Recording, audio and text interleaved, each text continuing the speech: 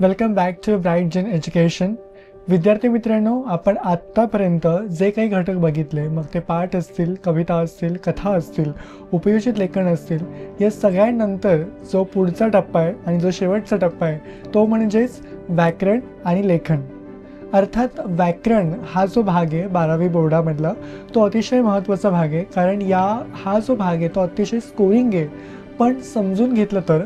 कारण काही गोष्टी अशा आहेत की ज्यांच्यासाठी आकलन जास्त महत्त्वाचं आहे, ज्यासाठी समजून घेणं जास्त महत्त्वाचं आहे. काही घटक असेही आहेत जे सोपे आहेत, पण एकदा का ती गोष्ट सोपी झाली की ती अगदी पूर्ण श्रेयस्कर होऊन जाते. अशातला पहिला घटक जो आपण बघणार आहोत व्याकरण विभागातला, तो आहे आपला वाक्य प्रकार. आता वाक्य प्रकार म्हणजे काय, तर डेफिनेटली टाईप्स ऑफ सेंटेन्सेस. पण हे जे प्रकार आहेत वाक्यांचे, शाळेमध्ये असताना आपण काही प्रकार बघितले होतेच, पण 12वी बोर्डातले जे नवीन अंतर्भूत असलेले काही जे प्रकार आहेत ते थोडे वेगळे आहेत. त्यातला पहिला घटक म्हणजेच विधानार्थी वाक्य. आता विधानार्थी वाक्य म्हणजे काय? विधान म्हणजे स्टेटमेंट, जे फक्त साधं वाक्य आहे, प्लेन वाक्य आहे, नॉर्मल स्टेटमेंट आहे, असं एक वाक्य. आपण उदाहरण घेऊया. महाराष्ट्र हे मराठ्यांचं राज्य आहे. हे साधं उदाहरण, हे साधं वाक्य आहे. यामध्ये काहीच कुठला भाव नाही आहे, ना कोणता प्रश्नचिन्ह आहे, ना कोणती आज्ञा आहे, ना काहीच नाही, ना कोणता काळ इथे दर्शवला गेला आहे. महाराष्ट्र हे मराठ्यांचं राज्य आहे. तसंच आणखी एक वाक्य बघूया आपण. मला कविता करायला आवडतात. साधं वाक्य, मला कविता करायला आवडतात. इथेही तेच की कुठला भाव नाही आहे, कोणता प्रश्न नाही आहे, कोणता काळ नाही आहे, काहीच नाही. असे जे साधे सरळ जी वाक्य असतात ते म्हणजे विधानार्थी वाक्य. ओके. यानंतरचा पुढचा जो यातला प्रकार आहे तो म्हणजे प्रश्नार्थी वाक्य. आता प्रश्नार्थी वाक्य तर अगदीच सोपं आहे. ज्या ज्या ठिकाणी प्रश्न विचारला आहे ते प्रश्नार्थी वाक्य मध्ये कुठलेही असू शकेल. आपण ते वाक्य घेतलेलं आहे, हे तुझे घर आहे का? आता यापुढे प्रश्नचिन्ह आहे, अर्थात त्यावेळेला लगेच समजून जातं, लक्षात येतं की हे प्रश्नार्थीच वाक्य आहे. अजून एक उदाहरण बघूया आपण. तुझ्या शाळेचे नाव काय? इथेही प्रश्न विचारला आहे, त्यामुळे प्रश्नार्थी वाक्य आहे हे पण. या पुढचा प्रकार म्हणजे उद्गारार्थी वाक्य. आता उद्गारार्थी वाक्य म्हणजे काय? ज्या वाक्यामध्ये एखादा भाव आहे, भाव प्रकट केला आहे, भावना प्रकट केली आहे, ज्यामध्ये एक्सप्रेशन आहे, ज्यामध्ये सरप्राईज फिलिंग आहे, असं एखादं वाक्य म्हणजेच उद्गारार्थी वाक्य. आपण उदाहरण बघूया. किती सुंदर आहे हा ताजमहाल. आता किती सुंदर आहे हा ताजमहाल या वाक्यामध्ये किती या एका शब्दामुळे भाव प्रकट झाला आहे, म्हणून ते उद्गारार्थी वाक्य आहे. आणि शेवटी आलेले जे उद्गारवाचक चिन्ह आहे यावरनं स्पष्ट होतं की हे उद्गारार्थी वाक्य आहे. दुसरं उदाहरण म्हणजे वा किती छान गातेस तू. आता वा किती छान गातेस तू यामध्ये आनंददायी भावना आहे, यामध्ये एक हॅपी फिलिंग आहे आणि म्हणून ते उद्गारार्थी वाक्य आहे. मग हे कुठलेही असू शकतो. बापरे केवढा मोठा अजगर हा, किंवा बापरे केवढा मोठा हत्ती हा. हे असं कुठलेही जे भयावह वाक्य असं तेही असू शकतं. अरे रे फार वाईट झाले, तर अरे रेच्या नंतर जे उद्गारवाचक चिन्ह येतं तेही उद्गारार्थी वाक्य आहे. त्यामुळे अशी जी वाक्य येतात, ज्या ज्या वाक्यामध्ये उद्गारार्थी चिन्ह ते उद्गारार्थी वाक्य. ओके. आता यानंतर जो पुढचा प्रकार आहे तो म्हणजेच क्रियापदाच्या रूपावरून वाक्य. आत्तापर्यंत आपण जे बघितले ते होते आशय व भावार्थ. आशय व भावार्थ म्हणजे अर्थ आणि त्याचा अर्थ म्हणजे आशय, आणि भावार्थ भाव अधिक अर्थ, त्यातनं काय जो अर्थ उलगडतो तो भावार्थ. या पुढचा प्रकार, दुसरा प्रकार वाक्यातल्याच प्रकारातला, तो म्हणजे क्रियापदाच्या रूपावरून.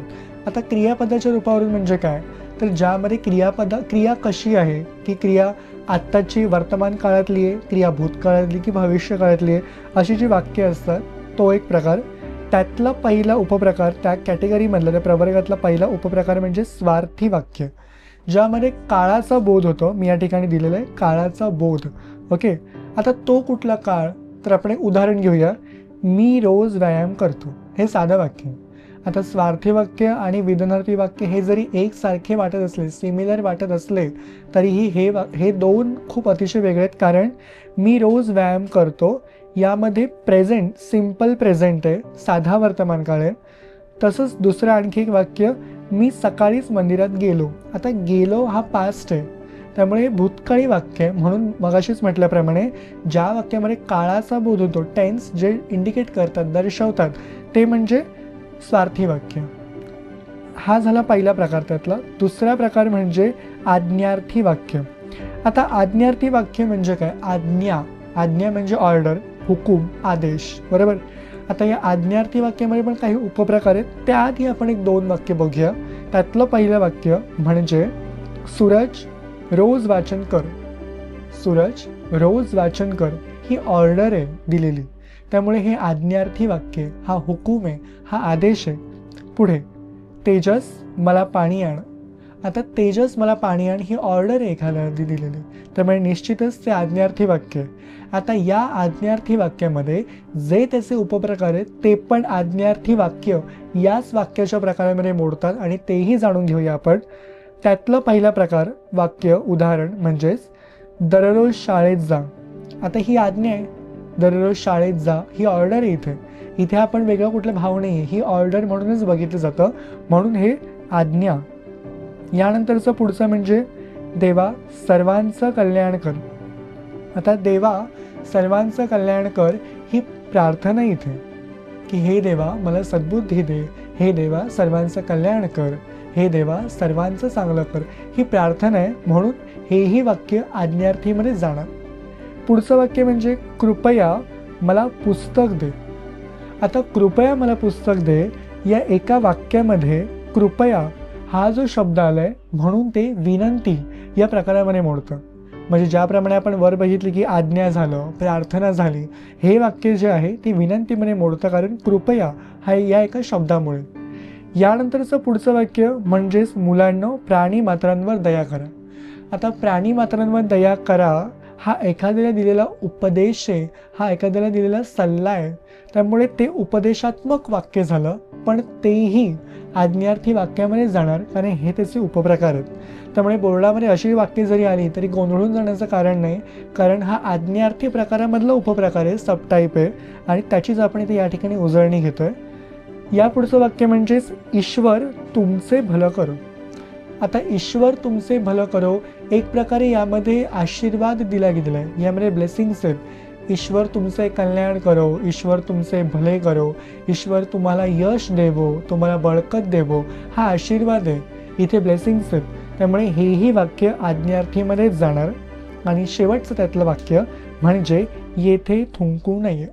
आता येथे थुंकू नये किंवा येथे कचरा टाकू नये, येथे घाण करू नये ही सूचना आहे दिली गेलेली समाजाला, त्यामुळे हे सूचनात्मक अंगाने जाणारं वाक्य. त्यामुळे वाक्यातले म्हणजे आज्ञार्थी वाक्यातले जे आपण 5 ते 6 उपप्रकार इथे बघितले, म्हणजे पहिला आज्ञा झाली, दुसरी प्रार्थना झाली, तिसरं विनंती झाली, चौथं उपदेश झाला, 5वा आशीर्वाद झाला आणि 6वी सूचना झाली. हे सगळे जे उपप्रकार आहेत हे सगळे उपप्रकार आज्ञार्थी वाक्यामध्येच मोडतात. म्हणून बोर्डामध्ये जरी अशा प्रकारची वाक्य आली आणि जरी त्याचं एक क्लासिफिकेशन, त्याचं वर्गीकरण करायला सांगितलं तरी हे प्रकार तुम्हाला माहीत असणं जास्त गरजेचं आहे. ओके. यानंतर जो पुढचा प्रकार आहे वाक्यांच्याच उपप्रकारामधला तो म्हणजे विद्यार्थी वाक्य. विद्यार्थी वाक्य. आता विद्यार्थी वाक्य म्हणजे काय? ज्याप्रमाणे आपण ही वाक्य बघितली तसंच थोडीशी वेगळी ती वाक्य आहेत, पण या वाक्यामध्ये शब्द वेगळे आहेत. या वाक्यामधला जो अर्थ आहे, जो आशय आहे, जो बोध आहे तो वेगळा आहे. आणि म्हणून विद्यार्थी वाक्यामधलं पहिलं वाक्य आपण या ठिकाणी घेतो ते म्हणजेच विद्यार्थ्यांनी वर्गात शांतता राखावी. आता विद्यार्थ्यांनी वर्गात शांतता राखावी या वाक्यामध्ये एक इच्छा आहे, एक एक्सपेक्टेशन आहे, एक अपेक्षा आहे, एक आशा आहे. त्यामुळे हे वाक्य विद्यार्थी वाक्यामध्ये जातं, कारण इच्छा आणि अपेक्षा हा अर्थ त्यामध्ये आहे. दुसरं वाक्य म्हणजे आरोग्याची काळजी घेणे हे आपले कर्तव्य आहे. आता ज्या वेळेला रिस्पॉन्सिबिलिटी येते, ज्या वेळेला ड्युटी येते, कर्तव्य येतं, जबाबदारी येते, कर्तव्य दक्षता येते, तेव्हा ते वाक्य विद्यार्थी वाक्यामध्ये मोडतं. म्हणजे आपण वर बघितलं की इच्छा अपेक्षा, तसं इथे खाली कर्तव्य दक्षता हे वाक्य. तिसरं वाक्य म्हणजे त्यातलं बहुतेक नीला पुढच्या महिन्यात परदेशातून येईल. आता बहुतेक हा शब्द काय दाखवतो? शक्यता, पॉसिबिलिटी, प्रोबॅबिलिटी. त्यामुळे जेव्हा शक्यता असते तेव्हा ते वाक्य विद्यार्थी वाक्यामध्ये जातं. म्हणजे आपण आत्ता इच्छा अपेक्षा असेल, कर्तव्य दक्षता असेल, शक्यता असेल, 3 वाक्य बघितली. चौथं वाक्य त्यातलं विद्यार्थी वाक्यातलं ते म्हणजे ज्याच्याकडे चिकाटी आहे तोच यशाच्या शिखरावर जाऊन पोहोचतो. आता हे यामध्ये काय दडलं आहे? यामध्ये आत्मविश्वास आहे, यामध्ये कॉन्फिडन्स आहे. त्यामुळे जिथे आत्मविश्वास आहे ते विद्यार्थी वाक्य आहे. आणि इच्छा अपेक्षा पहिलं वाक्य बघितलं, दुसरं वाक्यामध्ये आपण कर्तव्यदक्षता बघितली, तिसरं वाक्यामध्ये आपण शक्यता बघितली आणि चौथ्या वाक्यामध्ये आपण आत्मविश्वास बघितला. म्हणजे हे जे 4 शब्द, 4 गुण, 4 वृत्ती ज्या वाक्यामध्ये मोडतात तो प्रकार म्हणजे विद्यार्थी वाक्य. बोर्डामध्ये हे सगळे प्रकार अतिशय महत्त्वाचे आहेत. पुढचा त्यातला शेवटचा प्रकार वाक्याच्या प्रकारामधला तो म्हणजे संकेतार्थी वाक्य. संकेतार्थी, संकेत, काहीतरी एक संकेत दिला गेला आहे त्यामध्ये. फॉर एक्झाम्पल उदाहरण बघूया आपण. तू नियमित व्यायाम केलास तर शरीर बळकट होईल. आता तू केलंस तर होईल, अदरवाईज नाहीतर ते होणार नाही. त्यामुळे जर तर हे सगळं तर जे येतं विसंबून त्याला हे संकेतार्थी म्हणजे संकेत दिला इथे. जर तू केलंस तर होईल, जर तू तिथे आलास तर तुला मिळेल, अशा प्रकारचं. दुसरं वाक्य म्हणजे त्यातलं जर पाऊस पडला तर रान हिरवेगार होईल. म्हणजे पाऊस पडला तर रान हिरवेगार होईल, अन्यथा ते होणार नाही. म्हणजे संकेत आहे यामध्ये. आणि ज्या वाक्यामध्ये संकेत आहे, ज्या अर्थामध्ये संकेत आहे ते वाक्य म्हणजे संकेतार्थी वाक्य असतं. त्यामुळे हे 4 प्रकार अतिशय महत्त्वाचे आहेत. त्यातले उपप्रकार पण महत्त्वाचे आहेत. आणि म्हणून आपण जे उदाहरणांची बघितली इथे त्या प्रत्येक उदाहरणामध्ये एक वेगळा आशय आहे, एक वेगळा अर्थ आहे आणि एक वेगळा बोध आहे. त्यामुळे हे काळजीपूर्वक जर वाचले तर अर्थात कोणताच गोंधळ होणार नाही. यातला ग्रामरमधला पुढचा जो प्रकार आहे तो म्हणजे वाक्य रूपांतर. आता वाक्य रूपांतर म्हणजे काय, ज्याला आपण वाक्य परिवर्तन असंही म्हणतो. म्हणजे ज्या वाक्यामध्ये बदल करायचा आहे, ट्रान्सफॉर्मेशन ऑफ सेंटेन्सेस जी कॅटेगरी ग्रामरमधली ती म्हणजे वाक्य रूपांतर. त्यातलं पहिलं वाक्य बघूया. आता यामध्ये बरेच म्हणजे वर्गीकरण करायचे किंवा बरेच चेंजेस करायचे आहेत. मग नकारार्थीचं होकारार्थीमध्ये होऊ शकतं, होकारार्थीचं नकारार्थीमध्ये होऊ शकतं, प्रश्नार्थीचं विधानार्थीमध्ये होऊ शकतं, विधानार्थीचं प्रश्नार्थीमध्ये होऊ शकतं, उद्गारार्थीचं विधानार्थीमध्ये होऊ शकतं, विधानार्थीचं उद्गारार्थीमध्ये होऊ शकतं, किंवा आज्ञार्थीचं विधानार्थीमध्ये होऊ शकतं, विधानार्थीचं आज्ञार्थीमध्ये होऊ शकतं. असे बरेच उलटसुलट करायचे. पण हे चेंजेस करताना, हे बदल करताना तुमचं वाक्य चुकत तर नाही आहे ना, किंवा तुम्ही वाक्याचा अर्थ बदलून वेगळंच कुठलं वाक्य करत नाही आहे ना, हेही जाणून घेणं या ठिकाणी गरजेचं आहे, क्रमप्राप्त आहे. आणि म्हणूनच यातलं पहिलं वाक्य मी काही उदाहरणे घेतली ते बघूया आपण. पहिलं वाक्य त्यातलं सकाळी फिरणे आरोग्यास हितकारक आहे आणि कंसात सूचना दिली आहे मी, नकारार्थी करा. निगेटिव्ह फॉर्ममध्ये तुम्हाला कन्वर्ट करायचं आहे. कसं करणार? पण हा निगेटिव्ह फॉर्म कन्वर्ट करत असताना तुम्हाला वाक्याचा अर्थ बदलायचा नाही आहे, तर त्यातला जो एक शब्द आहे त्याचा विरुद्धार्थी शब्द, अपोजिट वर्ड पकडून शेवटचा शब्द तुम्हाला बदलायचा आहे. त्यामुळे भाषेची वेगळी गंमत आहे ही. आपण उत्तर बघूया त्याचं. सकाळी फिरणे आरोग्यास हितकारक आहे, नकारार्थीमध्ये करताना सकाळी फिरणे आरोग्यास अपायकारक नाही. त्यामुळे हितकारकचं अपायकारक झालं आणि आहेचं नाही झालं. मगाशी म्हटल्याप्रमाणे की विरुद्धार्थी शब्द पकडून तर त्याचा अपोजिट वर्ड कुठलं ते बघायचं आहे आणि शेवटचा शब्द पूर्ण बदलायचं. म्हणजे आहेचं नाही, होतेचं नव्हते किंवा नव्हतेचं होते, पॉझिटिव्ह निगेटिव्ह, निगेटिव्ह पॉझिटिव्ह, याप्रमाणे तुम्हाला करायचं आहे. पुढचं वाक्य आपण बघूया. रोज व्यायाम करावा. आता रोज व्यायाम करावा हे वाक्य विधानार्थी वाक्य आहे, करावा. पण कंसातली जी सूचना आहे ती अशी आहे, आज्ञार्थीमध्ये करा. आता आज्ञार्थीमध्ये करताना आपण मगाशीच बघितलं, करा, पहा, आण, दे, ने, हे जे सगळे जे ऑर्डर सोडतो आपण, आज्ञा देतो, ती आज्ञार्थी वाक्य. आता रोज व्यायाम करावा, त्याचं आज्ञार्थीमध्ये उत्तर त्याचं असेल रोज व्यायाम करा. त्यामुळे करावाचं करा झालं. कधी पण एक लक्षात ठेवा, आज्ञार्थीचं विधानार्थीमध्ये करताना किंवा विधानार्थीचं आज्ञार्थीमध्ये करताना जर विधानार्थीच्या वाक्यामध्ये करावा, पहावा, द्यावा, घ्यावा, जावे, यावे असं जर असेल तर आज्ञार्थीमध्ये ते करा, पहा, ये, जा अशाप्रमाणे ते येणार. आणि तेच वाक्य जर आज्ञार्थी दिलेलं असेल म्हणजे ये, जा वगैरे, तर ते यावे, जावे, द्यावे असं विधानार्थीमध्ये येणार. त्यामुळे तुम्हाला उलटसुलट करायचं आहे, फक्त गोंधळून जायचं नाही. करावा असेल तर करा येणार आज्ञार्थीमध्ये, आणि जर विधानार्थीमध्ये जर तुम्हाला दिलं असेल, आज्ञार्थी वाक्य असेल करा, तर विधानार्थीमध्ये करावा येणार. ओके. तिसरं वाक्य, पांढरा रंग सर्वांना आवडतो. हे विधानार्थी वाक्य स्टेटमेंट आहे, नॉर्मल स्टेटमेंट आहे, पण ते कंसातली सूचना सांगते अशी प्रश्नार्थी करा. आता प्रश्नार्थी फॉर्ममध्ये करताना तुम्हाला डेफिनेटली त्यामध्ये प्रश्न येईल अशा स्वरूपाचं वाक्य बनवायचं आहे. मग ते वाक्य तयार करत असताना पांढरा रंग कोणाला आवडत नाही अशाप्रमाणे वाक्य करायचे, जेणेकरून जो विचारलेलं जे वाक्य आहे ते तुमच्या प्रश्नाचं उत्तर येईल.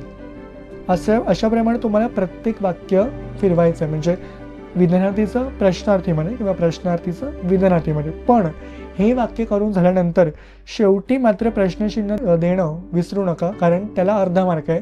ते जर राहून गेलं द्यायचं तर अर्धा मार्क जाण्याची शक्यता आहे दॅट. तर पांढरा रंग सर्वांना आवडतो, पांढरा रंग कोणाला आवडत नाही, सर्वांना आवडतो. त्यामुळे उत्तर तुमचं मिळालं तुमच्या विचारलेल्या प्रश्नाचं. पुढे दवाखान्यात मोठ्या आवाजात बोलू नये, होकारार्थीमध्ये करायचे. वाक्य दिलेलं निगेटिव्ह आहे, बोलू नये, नये निगेटिव्ह नाही. मग तुम्हाला करायचं आहे होकारार्थीमध्ये पॉझिटिव्ह फॉर्ममध्ये. हे करत असताना तुम्हाला मगाशी म्हटल्याप्रमाणे जो विरुद्धार्थी शब्द आहे तो पकडून शेवटचा शब्द पूर्णपणे बदलून टाकायचं आहे तुम्हाला. आता इथे उत्तर तुमचं असं येणार, दवाखान्यात हळू आवाजात बोलावे. म्हणजे आपण वर वाक्य बघितलं, दवाखान्यात मोठ्या आवाजात बोलू नये, मोठ्याचं हळू झालं, आवाजात बोलू नयेचं बोलावे झालं. ओके, तर अशाप्रमाणे हे वाक्य फिरवायचे आहेत. फक्त गरज इतकीच आहे, अपेक्षा एवढीच आहे की विद्यार्थ्यांनी गोंधळून जायचं नाही आहे, कारण इथे शक्यता असते की थोडं चुकामुक होते, गोंधळ होतो. पण वाक्य नीट बघा, काळजीपूर्वक वाचा, घाई असते आणि व्याकरण हा अतिशय स्कोरिंग भाग आहे. पुढचं 5वं वाक्य बघूया आपण. किती सुंदर आहे ही पाषाण मूर्ती. आता किती सुंदर आहे ही पाषाण मूर्ती ह्या वाक्यावरूनच समजतं की हे उद्गारार्थी वाक्य आहे.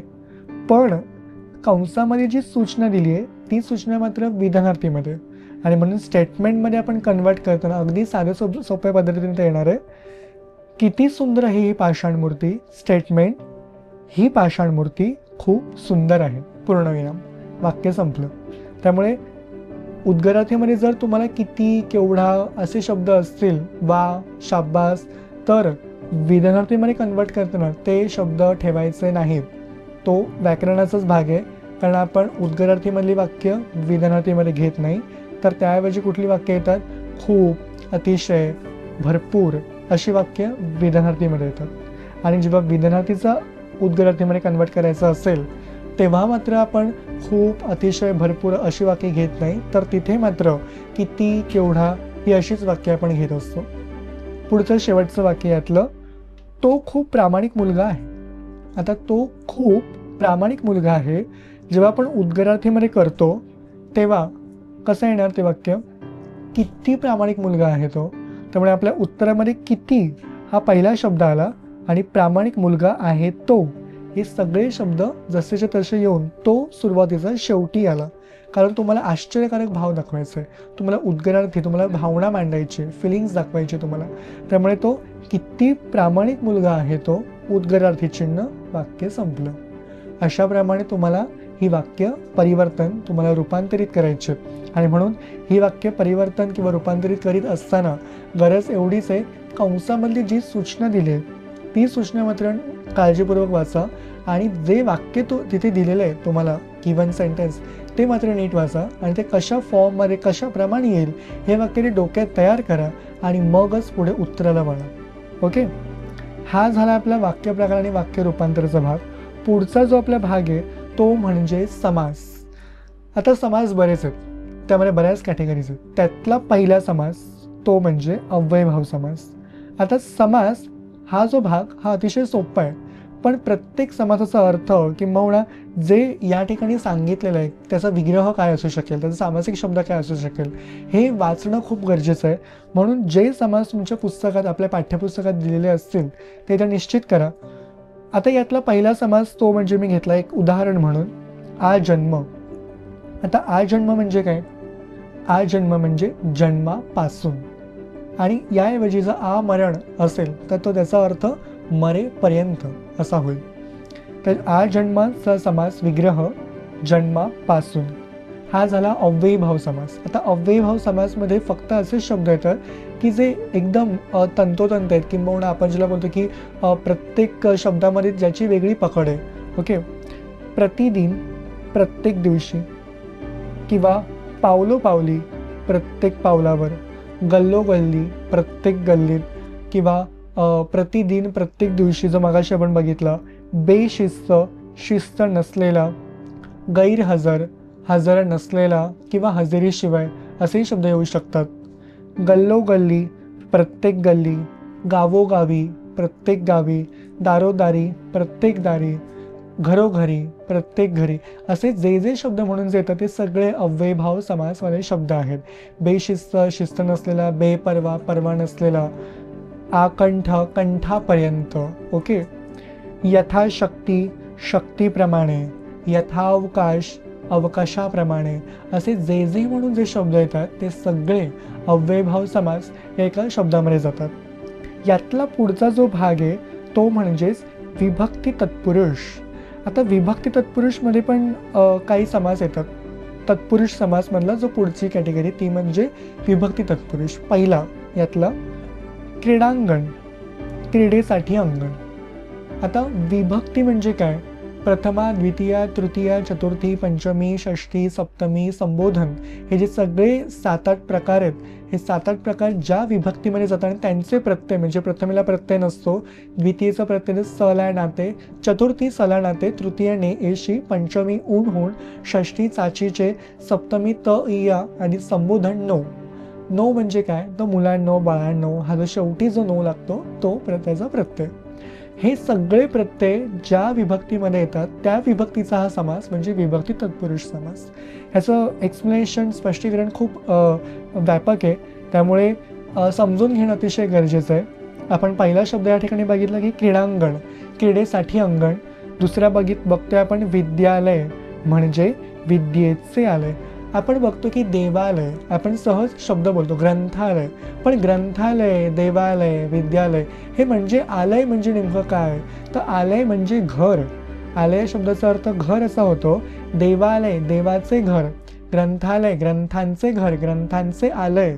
विद्येचे आलय, ज्या घरात आपण शिकतो, विद्येच्या घरात आलय ते विद्येचे आलय. नाट्यगृह, नाट्यासाठी गृह. आता साठी, हा साठी जो आहे तो चतुर्थीमध्ये मोडतो म्हणून तो चतुर्थी विभक्ती. जसं विद्येचे, चे, च, चाची, चे, षष्ठी विभक्ती म्हणून तो विभक्ती तत्पुरुष समास आहे. किंवा क्रीडेसाठी, साठी. ओके. कष्टसाध्य, कष्टाने साध्य. कष्टाने, नेचा प्रत्यय, ने एशी, तृतीय विभक्ती. हे सगळे प्रत्येक कुठल्या ना कुठल्या विभक्तीला जोडले गेलेत म्हणून तो विभक्ती तत्पुरुष समास आहे. सूर्योदय, सूर्याचा उदय. सूर्यास्त, सूर्याचा अस्त. हे चाचीचे, षष्ठी विभक्ती. तर प्रत्येक समास हा कुठल्या ना कुठल्या, प्रत्येक समासाचा जो विग्रह आहे त्यातला तो कुठल्या ना कुठल्या विभक्तीशी जोडला गेलेला आहे आणि म्हणूनच त्याला विभक्ती तत्पुरुष असं नाव आपण दिलंय व्याकरणामध्ये.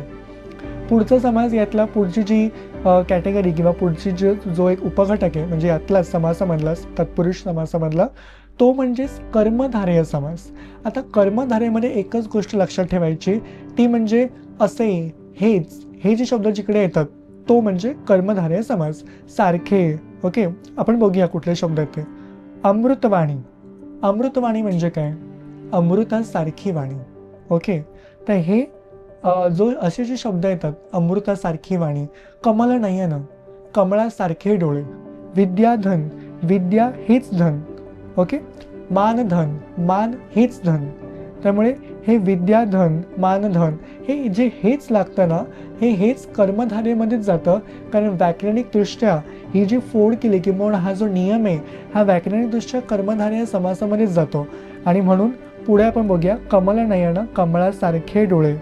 महर्षी, महान असे ऋषी. महात्मा, महान असा आत्मा. महाराष्ट्र, महान असे राष्ट्र. किंवा महाराज, महान असा राजा. ओके. हे सगळे जे शब्द राहतात हे सगळे शब्द कर्मधारय समास या एका कॅटेगरीमध्ये जातात. घननीळ, घननीळ म्हणजे काय? निळा असा घन. घन म्हणजे काय? ढग. त्यामुळे निळा असा घन. अशाप्रमाणे जी शब्दांची जी फोड केली जाते ही याप्रमाणे होते.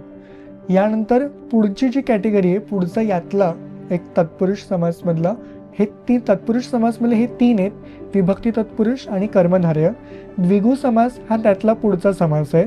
त्यामध्ये कुठलं येतं तर बेसिकली जे न्यूमरिकल्स आहेत, जे नंबर्स आहेत, म्हणजे द्वि, त्रि, चौ, पंच, षट, सप्त, अष्ट, नव, दश, हे जे सगळे जे शब्द आहेत हे फक्त एका समासामध्ये जातात आणि त्याचं स्वातंत्र्य म्हणजे द्विगु समास आहे. पहिला शब्द बघूया आपण, पंचपाळे. पंचपाळे म्हणजे काय? 5 पाळ्यांचा समूह. नवरात्र, 9 रात्रींचा समूह. पंचारती, 5 आरत्यांचा समूह. सप्तस्वर्ग, 7 स्वर्गांचा समूह.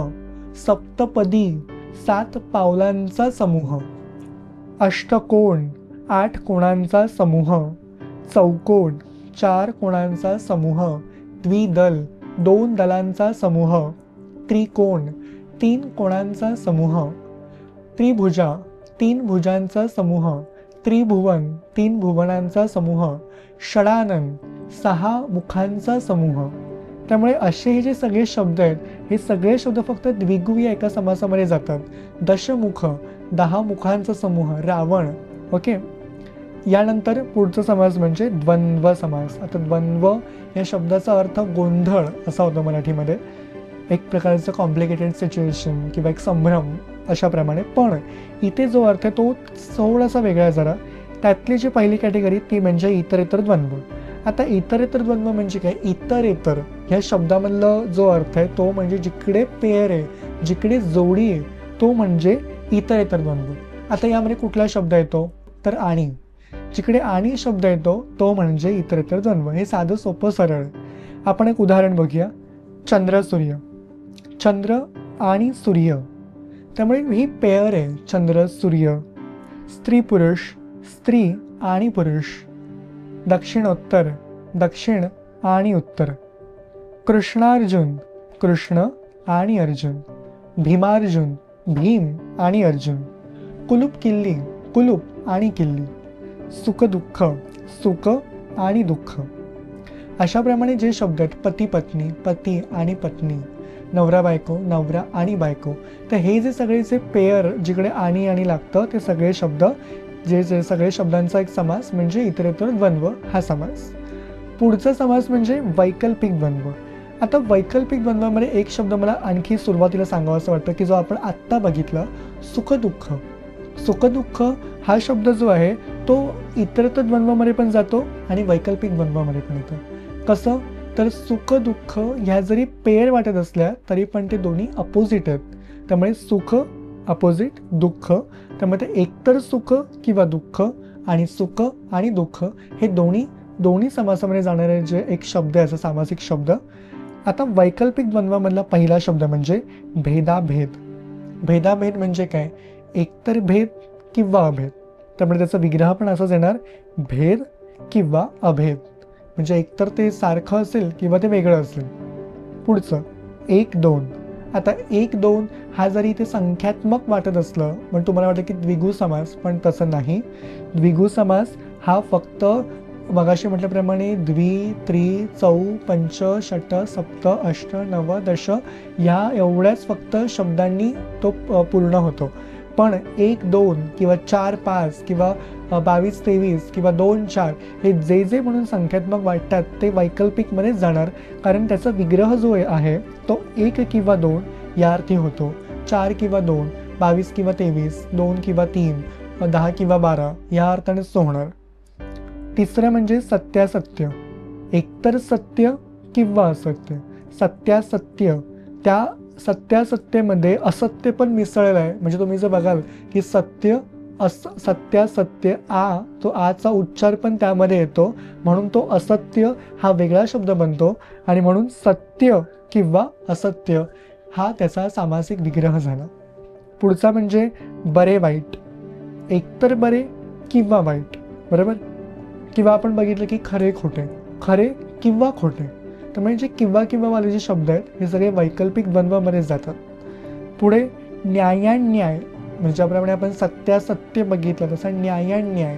न्याय किंवा अन्याय म्हणजे न्यायान्याय तो आ जो आहे तो त्यामध्ये मिसळतो आणि म्हणून अन्याय हा वेगळा शब्द पडतो आणि न्याय हा वेगळा शब्द पडतो आणि म्हणून न्याय किंवा अन्याय असा त्याचा विग्रह होतो.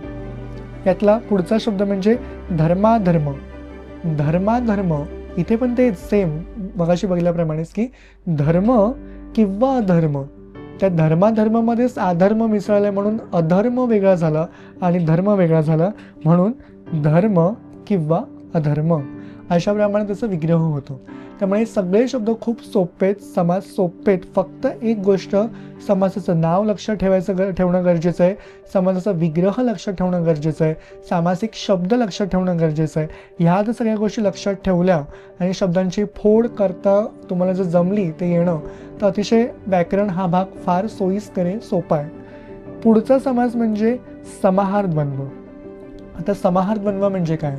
समाहार जो प्रत्येक शब्दाला सामावून घेतो असा समास, असा सामासिक शब्द म्हणजे समाहार द्वंद्व हा समास. कुठले शब्द त्यामध्ये येतात? तर पहिला शब्द आपण घेऊया, गप्पा गोष्टी. तर गप्पा गोष्टीचा विग्रह कसा येणार? गप्पा गोष्टी वगैरे, कारण ते मध्ये एक तर गप्पा पण गोष्टी पण आहे. चहा पाणी, चहा पाणी वगैरे. दाणा पाणी, दाणा पाणी वगैरे. मीठ भाकर, मीठ भाकर वगैरे, किंवा मीठ भाकर किंवा इतर पदार्थ. कपडा लत्ते, कपडा लत्ते आणि इतर गोष्टी. शेजारी पाजारी, शेजारी पाजारी आणि इतर लोक. अशाप्रमाणे तुम्हाला शब्द बनवायचे. केर कचरा, केर कचरा वगैरे. पालापाचोळा, पालापाचोळा वगैरे, किंवा पालापाचोळा किंवा इतर गोष्टी, इतर भाज्या. किंवा मग अजून आपण कुठला बघूया, भांडी कुंडी, भांडी कुंडी वगैरे. भाजीपाला, भाजीपाला वगैरे. हे जे सगळे जे वगैरे वगैरे जे शब्द आहेत, आता इथे वगैरे कसं, कारण जो शब्द प्रत्येक शब्दाला सामावून घेतो. केर कचरा, भाजीपाला, पालापाचोळा, हे इथे मी काय बोलतो, मिश्रण आहे शब्दांचं. त्यामुळे ते एक मिक्सचर ऑफ वर्ड्स आपण ज्याला बोलतो, शब्दांचं मिश्रण, ते यामध्ये दिसतं, म्हणून तो समाहार द्वंद्व हा वेगळा समास आहे. आता यातला पुढचा आणि शेवटचा समास म्हणजेच बहुव्रीही समास. बहुव्रीही म्हणजे काय? ज्या शब्दाची फोड केली जाते ज्या समासामध्ये, तो समास म्हणजे बहुव्रीही समास. फॉर एक्झाम्पल कुठलं? तर अनाथ. आपण काही शब्द इथे बघूया. अनाथ. आता मुळात अनाथ या शब्दाचा अर्थ आपण बघतो की अनाथ आश्रम. अनाथ आश्रम म्हणजे काय? तर ज्यांना नाथ नाही, ज्यांना नातेवाईक नाहीत असा एक आश्रम. आणि म्हणून शब्दाची फोड ही अशीच थोडी व्यापक होते, थोडी विस्तृत होते, आणि तशीच ज्याला नाथ नाही असा तो अनाथ. किंवा अमर. अमर म्हणजे काय? जो कधी मरण पावत नाही, ज्याला कधी मरण नाही असा तो. ओके. नीलकंठ. पुढचा शब्द बघूया आपण. ज्याचा कंठ निळा आहे असा तो. कोण? शंकर, महादेव. त्यामुळे नीलकंठ. पुढे नीरस. नीरस म्हणजे काय? ज्याचा रस निघून गेला आहे, किंवा तुम्ही असं पण लिहू शकता की ज्याच्यातला रस पूर्ण नाहीसा झाला आहे, नष्ट झाला आहे असा तो नीरस. ओके. पुढचा षडानन. षडानन म्हणजे काय? षड म्हणजे सहा आणि आनंद म्हणजे मुख, तोंड. त्यामुळे सहा आनंद मुखे ज्याला आहेत असा तो. दशानन. ज्याला 10 मुखे आहे, 10 तोंडांचा जो आहे तो दशानन. कोण? रावण. पुढे अभंग. अभंग म्हणजे काय? जे कधीच भंग पावत नाही असं अभंग. ज्याला कधीच भंग नाही आहे, जे कधी संपणार नाही आहे असं म्हणजे अभंग. शेवटचं लंबोदर. आता लंबोदर म्हणजे काय? लंबोदर म्हणजे गणपतीला आपण बोलतो, पण गणपतीला लंबोदर म्हणताना त्याच्या मागे अर्थ आहे लंब लांब, उदर. लंबोदर उदर, त्याचं पोट, ज्याचं उदर पोट लांब आहे असा तो लंबोदर अर्थात गणपती. त्यामुळे शब्दांची जी फोड केली जाते ती याप्रमाणे केली जाते. आपण आपल्या रोजच्या व्यावहारिक भाषेमध्ये, दैनंदिन जीवनामध्ये आपण सहज शब्द वापरतो, पण शब्दांची जी आतली गंमत आहे ती ही खरी आहे, आणि समासामध्ये हे सगळं आपल्याला शिकायला मिळतं. त्यामुळे आपण हे जे काही 4 प्रकार बघितले समासाचे, आणि त्यातले जे उपप्रकार म्हणजे विभक्ती तत्पुरुष असेल, किंवा इतर द्वंद्व, समाहार द्वंद्व, वैकल्पिक द्वंद्व, हे जे सगळे जे प्रकार बघितले, सगळे प्रकार अतिशय महत्त्वाचे आहेत, आणि बोर्डामध्ये यातला कुठलाही प्रकार, कुठलाही समास विचारला जाऊ शकतो.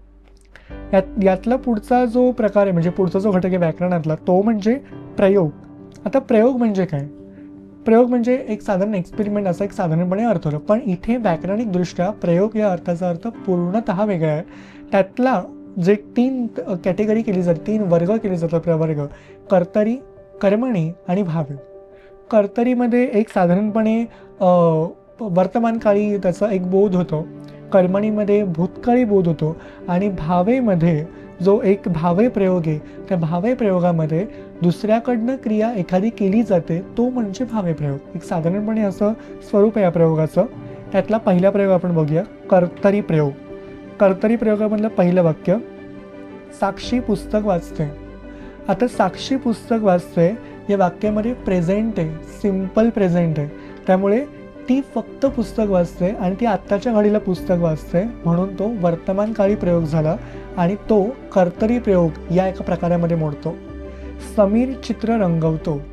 आता समीर चित्र रंगवतो सिम्पल प्रेझेंट आहे, यामध्ये कुठलंच असं वेगळं काहीच नाही, त्यामुळे तो फक्त कर्तरीमध्ये जाणार. लक्षात ठेवायचं की प्रेझेंटमधले कर्तरी.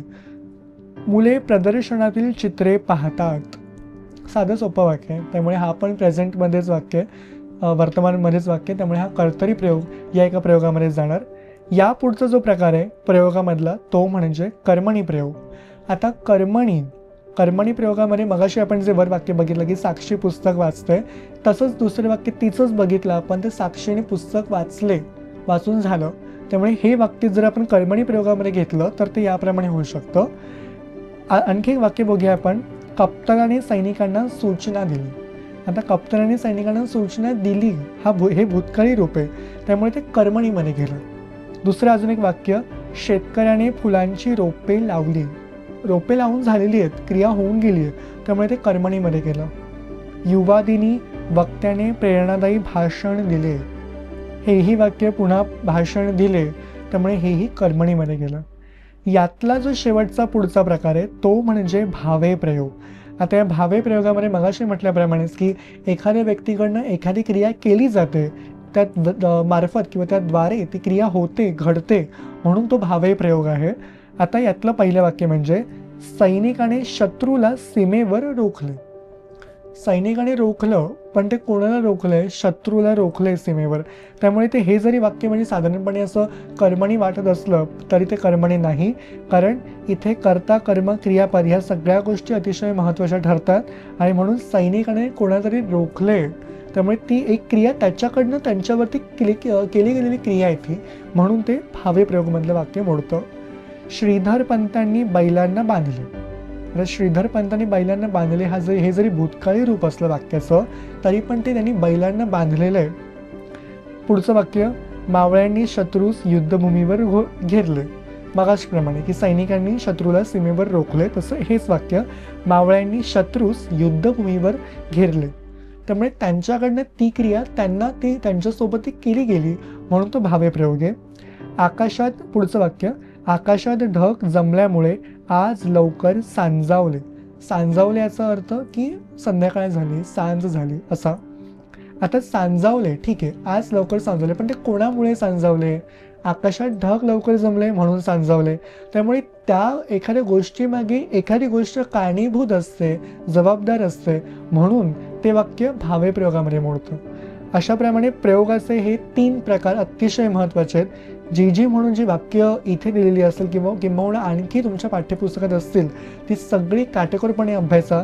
त्याचा प्रयोग कोणता आहे, कुठल्या प्रकारामध्ये मोडतंय, त्याचा काळ कोणता आहे, हेही जाणून घ्या. भावे प्रयोग आणि कर्मणी प्रयोग यामध्ये कन्फ्यूज होऊ नका, कारण एखाद्या क्रिया त्या व्यक्तीकडनं केली गेलेली असते, म्हणून ती क्रिया तशी असते, त्याचा एक नियम तसा बांधला गेलेला आहे. पुढचा जो शेवटचा प्रकार आहे व्याकरणातला तो म्हणजे अलंकार. आता अलंकार आपल्या एक साधारणपणे अलंकार याचा अर्थ आभूषण, दागिने असा अर्थ होतो, पण ग्रामरमध्ये व्याकरणमध्ये असा अर्थ अपेक्षित नाही आहे, कारण अलंकार या शब्दाचा अर्थ असा आहे की ज्या एखाद्या शब्दामुळे, ज्या एखाद्या वाक्यामुळे, एखाद्या काव्यात्मक एक अभिव्यक्तीमुळे एखादं जे अर्थ आहे किंवा एखादं जे म्हणायचं आहे ते अतिशय सौंदर्यपूर्ण होतं आणि त्याला एक काव्यात्मक अभिव्यक्ती प्राप्त होते, साधली जाते, असे हे अलंकार. एकूण 3 ते 4 अलंकार आहेत या 12वीच्या बोर्डामध्ये.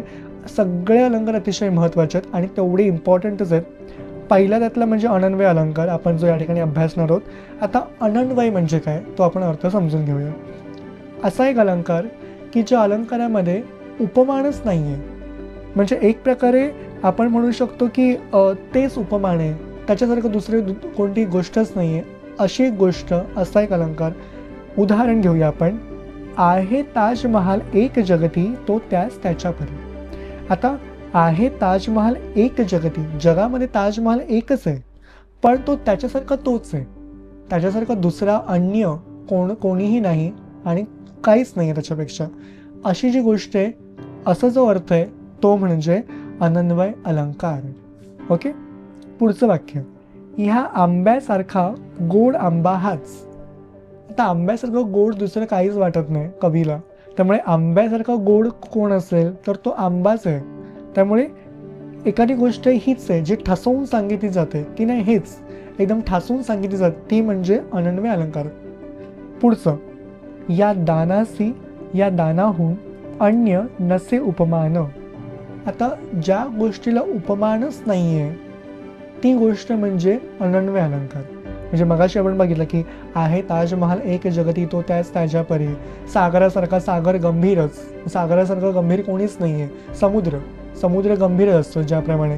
त्यामुळे एक बोलतात ना की ज्याच्यासारखं तेच, तो दुसरा कोणीच नाही, एकमेव अशी गोष्ट, तो म्हणजे अनन्वय अलंकार. आईसारखे दैवत आईच. आईसारखं म्हणजे ईश्वर जरी ब्रह्म जरी असेल तरी पण तो तिथे श्रेष्ठ ठरत नसतो. आई ही श्रेष्ठ आहे असं त्यांना म्हणायचं आहे. त्यामुळे देव कोण असेल ते आईच आहे, आईसारखी आईच आहे. म्हणून अनन्वय अलंकार यामध्ये अशी वाक्य मोडतात की जे एकमेव असतात, जे एकच एक असतात, वन ऑफ वन असतात, आणि अशी वाक्य सगळी अनन्वय अलंकारातली आहेत. तर अशाप्रमाणे हे सगळे अलंकार आहेत. आपण आता अनन्वय बघितलं. दुसरा जो प्रकार आहे तो म्हणजे आपणहूती अलंकार. आता आपणहूती अलंकार यामध्ये एक गोष्ट मला सुरुवातीला सांगावीशी वाटते, ती म्हणजे आपणहूती अलंकार या एका अलंकारामध्ये असे काही शब्द येतात, ते सगळे शब्द फक्त या एका अलंकारामध्येच मोडतात आणि म्हणून तो आपणहूती अलंकार आहे. ते शब्द कोणते किंवा ती अक्षरं कोणते ते बघूया आपण. पहिला आहे न, त्यानंतर नसे, नव्हे, नाहे, कशाचे आणि नोहे. हे जेवढे न, नोहे, नाहे, नसे, कशाचे हे शब्द ज्या अलंकारामध्ये मोडतात तो अलंकार म्हणजे आपणहूती अलंकार. इतकं सोपं आहे. त्यामुळे आपण पहिलं उदाहरण बघूया या ठिकाणी जे मी घेतलंय. ओठ कशाचे, देठचे फुलल्या पारिजातकाचे. आता कशाचे हा शब्द आला इथे आणि म्हणून तो आपणहूती अलंकार आहे. ओठ कशाचे, देठचे फुलल्या पारिजातकाचे, म्हणजे एखाद्या प्रेयसीचे ओठ त्या पारिजातकासारखे आहेत असं या ठिकाणी कवीला सांगायचं आहे. दुसरं. हे हृदय नसे, परी थंडीला धगधगलेले. नसे, त्यामुळे शब्द फक्त बघायचा आहे. हे हृदय नाही आहे तर एक प्रकारचं थंडीलच आहे, जे धगधगलेलं आहे, जे पेटतंय. तिसरं. हे नव्हे चांदणे, ही तर मीरा गाते. म्हणजे हे चांदणं नाही आहे, हे आकाशामध्ये असलेले चांदणं तरी मीरा आहे, एक प्रकारचे मीरेचे स्वर येते आणि म्हणून नव्हे हा शब्द आला आणि म्हणून या ठिकाणी तो आपणहूती अलंकार झाला. पुढचं वाक्य म्हणजे न हा अधर, तोंडले नव्हत दांत की हे हिरे. न हा अधर, तोंडले नव्हत, त्यामुळे दोन्ही शब्द आलेले, न, नव्हत, आणि म्हणून हाही हे जे वाक्य, हे उदाहरण आहे ते आपणहूती अलंकारामध्ये मोडतं. ओके.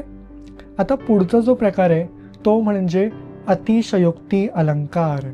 अतिशयोक्ती म्हणजे काय?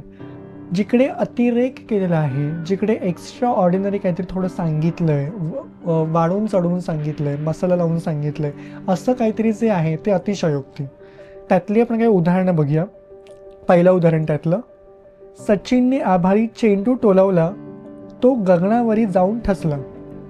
तोच दिवसा जैसा दिसतो चंद्रमा हसला. आता वाक्याचा अर्थ असा होतो, सचिनने चेंडू टोलावला, त्याने तो चेंडू मारला, बॉल मारला, तो आकाशात गेला. बरं, आकाशात गेला तो गेला आणि त्या चेंडूचाच आज जो काही चंद्र दिसतो तो चंद्र म्हणजेच तो त्याचा चेंडू आहे असं या ठिकाणी सांगायचं आहे. आणि तोच दिवस जैसा दिसतो चंद्रमा हसला. त्यामुळे एक तोच चंद्र आहे, पण असं तर शक्यच नाही आहे. त्यामुळे एक बोलतात ना की अतिशयोक्ती, हा इथे अतिरेक झाला, इथे हे वास्तव नाही आहे तरी पण उगाच ते वाढवून चढवून सांगायचं म्हणजे अतिशयोक्ती अलंकार. पुढे. वीर मराठे आले गरजत, पर्वत सगळे झाले कंपित. आता वीर मराठे गरजत जेव्हा येतात किंवा जे तेव्हाचा जो एक काळ होता छत्रपती शिवाजी महाराजांचा, त्या काळामध्ये कंडिशन किंवा परिस्थिती अशी होती की ज्या वेळेला एकदम जी वीरश्री आहे, जो एक संचार आहे, तो प्रत्येक तनामनामध्ये, प्रत्येक हृदयामध्ये तो गुरफटला होता, किंबहुना तो एक बांधला गेलेला होता प्रत्येक हृदयाशी. पण हे जेव्हा वीर येतात गरजत गरजत, तेव्हा पर्वत कंपित होतील, पर्वत पूर्ण त्याला तडे जातील, किंबहुना त्याचा कुठेतरी भूकंप, कुठेतरी जमीन फाटेल अशी स्थिती निर्माण होते का? नाही. पण उगाचच म्हणजे एक बोलतात ना की त्याचं एक वेगळं वर्णन, अतिशयोक्ती, अतिवर्णन त्याचं केलं गेलेलं आहे कुठेतरी, म्हणून हा अतिशयोक्ती अलंकार झाला. तिसरं वाक्य, तिसरं उदाहरण, मुंगी उडाली आकाशी तिने गिळले सूर्यासे. आता हे मुंगी उडाली आकाशी एके ठिकाणी असाही संदर्भ आढळतो की संत मुक्ताबाई, ज्ञानेश्वरांच्या भगिनी, त्यांनी कुठेतरी आकाशी झेप घेतली आणि तिला असं म्हटलं की मुंगी उडाली आकाशी तिने गिळले सूर्यासी असंही म्हटलं. किंवा साध्याप्रमाणे आपण जर मुंगीचं उदाहरण घेतलं की मुंगी उडाली आकाशी तिने गिळले सूर्याशी, छोटीशी मुंगी सूर्याला गिळंकृत करेल का? शक्यच नाही.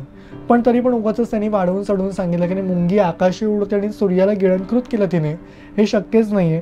आणि म्हणून हा पुन्हा इथे या ठिकाणी अतिशयोक्ती अलंकार आहे. यानंतर पुढचा अलंकार म्हणजे अर्थांतरन्यास. आता अर्थांतरन्यास जो पुढचा आणि शेवटचा अलंकार आहे. अर्थांतरन्यास म्हणजे काय?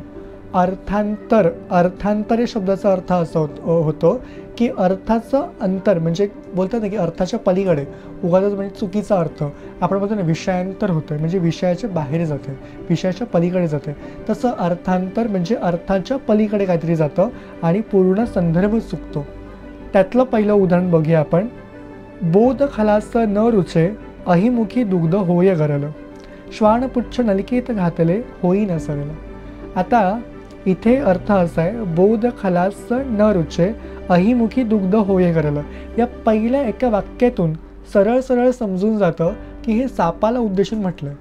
बोध खलास न रुचे, त्याला सांगून अर्थच कळत नाही त्याचा, त्याला अहिमुखी दुग्ध होय गरल, आणि सापाला दूध पाजून जर साप मरतो हे माहिती आपल्याला, तरी पण आपण त्या सापाला दूध पाजतो. आणि पुढे त्यांनी काय म्हटलंय, श्वानपुच्छ नलिकेत घातले होई न सरल, म्हणजे कुत्र्याची शेपटी जरी नळीत घातली तरी वाकडी ती वाकडीच असते, ती सरळ होत नसते. म्हणजे अर्थच लागत ना. पहिल्याच्या त्यांनी सापाचा संदर्भ दिलाय, दुसऱ्याच्या कुत्र्याच्या शेपटीचा संदर्भ दिलाय, त्यामुळे दोन्ही जे वाक्य आहेत ते पूर्णपणे अर्थांतर आहेत, निरर्थक आहेत, आणि म्हणून हे उदाहरण अर्थांतरन्यासमध्ये मोडतं. त्यातलं दुसरं, अत्युच्चपदी थोरही बिघडतो हा बोल आहे खरा. आता अत्युच्चपदी माणूस जर, माणसाने जर चांगलं कर्तृत्व केलं आहे, चांगलं त्याने मिळवलं आहे, जे म्हणून त्याने काय आज सगळ्यांची काही प्राप्ती केली आहे, ते जर तो त्याने अत्युच्च पदाने केलं आहे आणि त्याच्या पदाला जर आणखी कुठला थोर घेऊन गेला तर तोही बिघडतो, हा बोल खरा कसा असू शकेल, हे खोटं आहे. त्यामुळे एक वेगळंच, एक ज्याचा अर्थच लागत नाही अशी रचना म्हणजे अर्थांतरन्यास. तिसरं, जातीच्या सुंदरा काहीही शोभते. जातीचे सुंदर काहीही शोभत नसतं. इथे जातीचे सुंदर काहीही शोभते म्हणजेच एक उगाच सगळ्या गोष्टी कुठेही शोभून दिसतात असा याचा अर्थ होत नसतो. त्यामुळे हेही इथे अर्थांतरन्यासच एक उदाहरण आहे किंवा त्याचाच एक दाखला या ठिकाणी दिला गेलेला आहे. त्यामुळे हेही वाक्य किंवा हे उदाहरण अर्थांतरन्यास या अलंकारामध्ये जाऊन मोडतं. शेवटचं पुढचं वाक्य बघूयात आपण. फूल गळे फळ गोड जाहले, बीज नुरे डौलात तरुडुले, तेज गळे बघ ज्योत पाजळे, का मरणी अमरता हीन खरी. कवितेतल्या ओळी असतील या, परंतु पहिल्या वाक्यामध्ये आपण जर उदाहरण बघितलं, फूल गळे, फूल गळतंय, फळ गोड जाहले. त्यामुळे जेव्हा एखादं फूल येतं ते गळून पडतं, फळाचं एक वेगळं त्याची निर्मिती होते, तेही गोड होतं. बीज नुरे, बी मातीत नुरतं किंवा ते पुरतं, त्याची पेरणी होते. डौलात तरू डुले, डौलात तरू म्हणजे वृक्ष, झाड, ते छान डुलतं, झाडाला छान पानं फुलं फळं छान येत असतं आणि तेही छान डुलत असतं, डौलदार असतं. तेज जळे बघ ज्योत पाजळे. आता पुढच्या वाक्यात बघा वेगळाच त्यांनी दाखवलेलं आहे. तेज जळे बघ ज्योत पाजळे, का मरणी अमरता हीन खरी. म्हणजे एक प्रकारे इथे आधी फळ फूल वृक्ष आपण इथे म्हणतो, दुसऱ्या एका पद बघतो जेव्हा तेज जळे तेज जळतं आणि ज्योत कुठेतरी वेगळी पाजळते आणि नंतर मग मरणाचा एक मृत्यूचा दाखला, मृत्यूची ओळ पुढे त्यांनी दिलेली आहे, का मरणी अमरता ही न खरी. म्हणजे एक त्याचा अर्थच लागत नाही आणि म्हणून दोन्ही संदर्भ हे अर्थहीन वाटतात आणि म्हणून हेही अर्थांतरण्यास या अलंकारामध्ये जाऊन मोडतं. त्यामुळे अशाप्रमाणे आपण व्याकरणामध्ये जे आपण जे घटक बघितले, म्हणजे वाक्यप्रकार असतील, वाक्य रूपांतर असतील, समास असतील, समासामधले जे उपघटक असतील, प्रयोग असतील, आत्ता बघितलेले अलंकार असतील, हे सगळेच 5 प्रकार असतील अतिशय महत्त्वाचे आहेत. जे म्हणून मी उदाहरण घेतलं या ठिकाणी ते सगळे महत्त्वाचे आहेतच. शिवाय त्या पलीकडे आणखी जे म्हणून पाठ्यपुस्तकात जे सामावलेले उदाहरणं असतील तीही एकदा वाचा, अभ्यासा आणि प्रत्येक वाक्याचा किंवा प्रत्येक शब्दाचा अर्थ नीट योग्य काळजीपूर्वकपणे तपासा, तो जाणून घ्या, त्याचं योग्यपणे आकलन करून घ्या. तेव्हा कुठेतरी हा ग्रामर हे व्याकरणाचा जो काही भाग आहे तो निश्चितच सोपा जाईल आणि सगळ्याच गोष्टी तुमच्या प्रत्येकासाठीच तितकेच सुलभ होतील, सुकर होतील, हा आत्मविश्वास आहे. त्यामुळे आज आपण जे व्याकरणापुरतं जे बघितलं ते व्याकरणापुरतं सगळंच महत्त्वाचं होतं. योग्यपणे अभ्यासा, नीट आकलन करून घ्या. वळूयात पुढच्या भागाकडे.